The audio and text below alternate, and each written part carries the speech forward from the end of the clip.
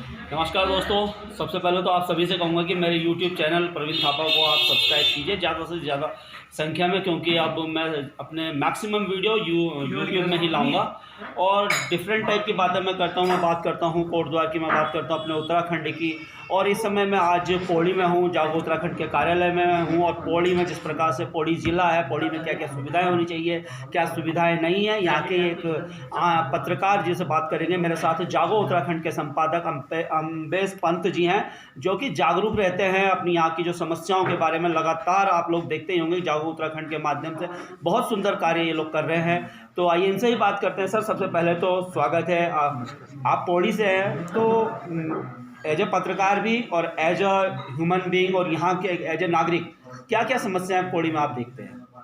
देखिए, पौड़ी की जहाँ तक मैं बात कर रहा हूँ तो पौड़ी एक बहुत खूबसूरत पर्यटन नगरी है। यहाँ से सबसे मैक्सिमम रेंज जो है हिमालय की वो यहाँ से दिख जाती है। चौखंबा सामने है, एक ब्रॉड रेंज हिमालय की आप दर्शन कर सकते हैं। टूरिस्ट के लिए नेचर ने यहाँ पे सब कुछ दिया हुआ है।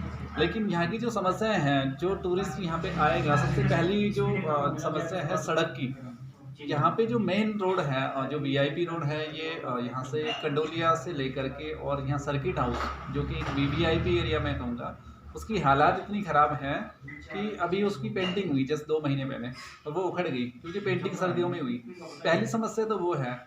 दूसरा, जो यहाँ की मेन मार्केट है, जो अपर बाजार से नीचे एजेंसी से नीचे, वहाँ की इतनी हालत ख़राब है कि अभी 2 दिन पहले महिलाओं ने एक जुलूस निकाला यहाँ की जो नगर पालिका अध्यक्ष के खिलाफ कि आप उन सड़कों को क्यों ठीक नहीं कराते हैं। वहाँ पैदल जाना मुश्किल हो रखा, 2 व्हीलर से जाना मुश्किल हो रखा। तो अगर ये 3-4 चीज़ें सही हो जाएं। दूसरा, यहाँ का बस अड्डा जो है, देखो 2-3 चीज़ें अट्रैक्शन होती हैं, अगर वो चीज़ें ठीक कर ली जाए तो मैं कहता हूँ कि पौड़ी से बेस्ट, चाहे वो नैनीताल है या मसूरी है, से बेस्ट लोकेशन यहाँ पे है।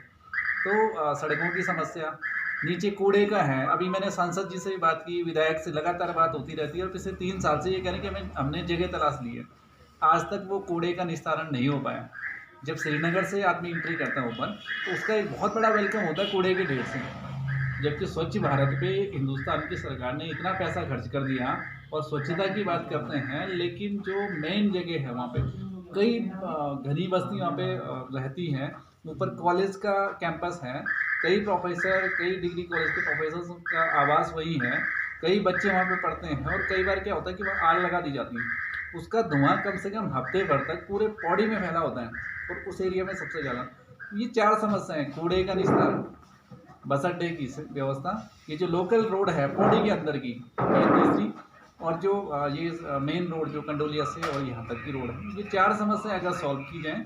आज तक मेरी समझ नहीं आ पाया कि 20 साल बने हुए होंगे उत्तराखंड को, पौड़ी इस मंडल का मुख्यालय है, लेकिन यहाँ पे कोई भी ना तो कमिश्नर यहाँ पे बैठने के लिए तैयार, ना आईजी गढ़वाल बैठने के लिए तैयार, जबकि उनके ऑफिस यहाँ पे हैं, कार्यालय है, फर्नीचर है, सब कुछ है, लेकिन वो बैठने के लिए तैयार नहीं। पलायन आयोग का ऑफिस खुला भी ना, वो भी यहाँ से पलायन हो गया। कहने का मतलब ये था कि पौड़ी को हम लोगों ने ही इग्नोर किया। इन 2-3 चीज़ों पे अगर ध्यान दे दें, फोकस कर दें, तो बहुत ज़्यादा समस्याएं नहीं है यहाँ पे। नेचर ने तो ऑलरेडी सब कुछ दे रखा। आपने देखा होगा अभी आज बड़े शहरों में पूरा कोहरा छाया हुआ सुबह से, यहाँ सुबह 7 बजे से पूरी धूप खिली हुई है, अभी तक भी आप धूप के दर्शन कर रहे हैं। तो कुदरत ने कोई कोताही नहीं बरती, उसमें अगर कमी रहेगी तो हम लोगों ने कमी रखी तो हम लोगों ने रखी, हमारे स्थानीय नेताओं ने कमी रखी है।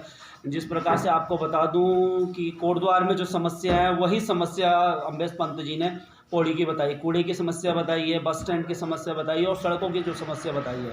और अभी मैं जब पौड़ी बस स्टैंड में था तो एक व्यक्ति से ऐसे मैंने मजाक में पूछा, तो उसने कहा कि सर, पौड़ी बस अड्डे के बारे में तो एक कहावत है कि यमराज ने एक व्यक्ति से पूछा कि भाई कब तुझे मौत आनी चाहिए, कब तुझे तेरी मृत्यु। तो उसने कहा भाई ऐसा है कि जिस दिन पौड़ी का बस अड्डा बन जाएगा उस दिन आप भी मुझे लिया लेना।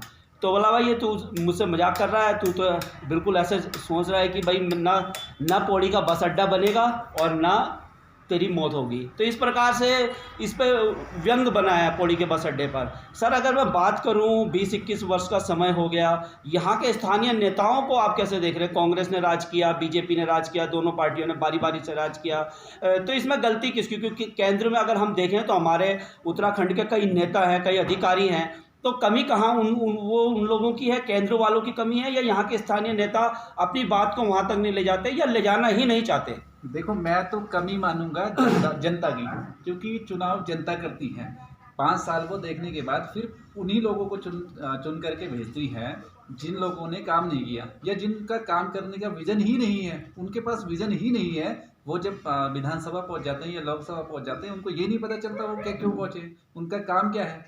तो वो जो अयोग्य व्यक्ति चुनते हैं, तो वो गलती हम लोगों की है, वो जनता की है। जनता को डिसाइड करना चाहिए कि जो आपके लोकल रह पाएँ, यहाँ पे कम से कम चाहे विधायक हो चाहे सांसद हो, वो गढ़वाल का सांसद है तो कम से कम यहाँ पे उसका टिकना ज़रूरी है।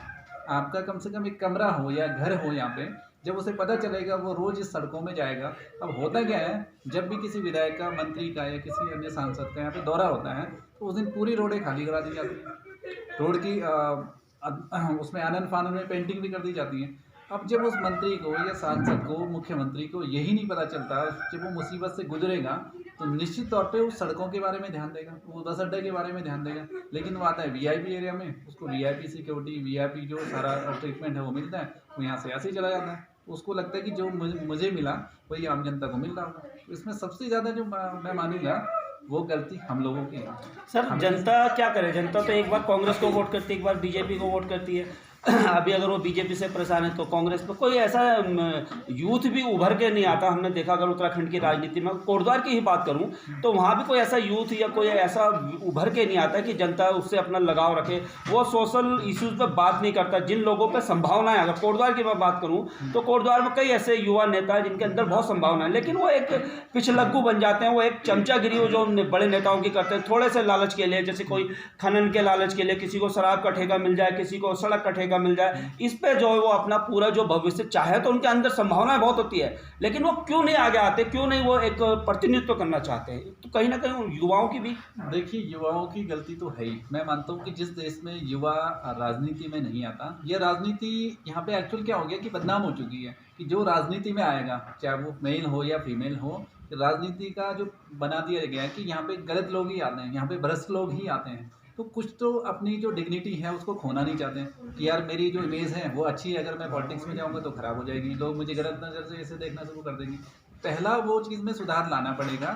राजनीति में स्टूडेंट्स का इंटरेस्ट होना चाहिए। पढ़े लिखे स्टूडेंट्स हैं, उनके माइंड में बिल्कुल ये चीज़ें नहीं है। अब होता क्या है कि राजनीति में वोट जो करता है वो मीडियम, जो मिडिल क्लास फैमिली है वो करते हैं, बाकी जो एक अच्छे पढ़े लिखे हैं वो वोट नहीं करते। तो सबसे ज़्यादा जो मैं मानूंगा इसमें, एक तो यूथ का ना आना, दूसरा जो पढ़े लिखे अच्छे वो हैं वो लोग भी वोटिंग नहीं करते। इससे क्या होता था कि उसे मौका मिल जाता है जो अयोग्य था। तो सबसे पहले मेरा मानना है, जैसे आपने बताया कि युवा क्यों नहीं आता, योग्य भी है, तो उनको पहले ये चीज़ें समझनी पड़ेगी, छोटे मोटे स्वार्थ हटाने पड़ेंगे।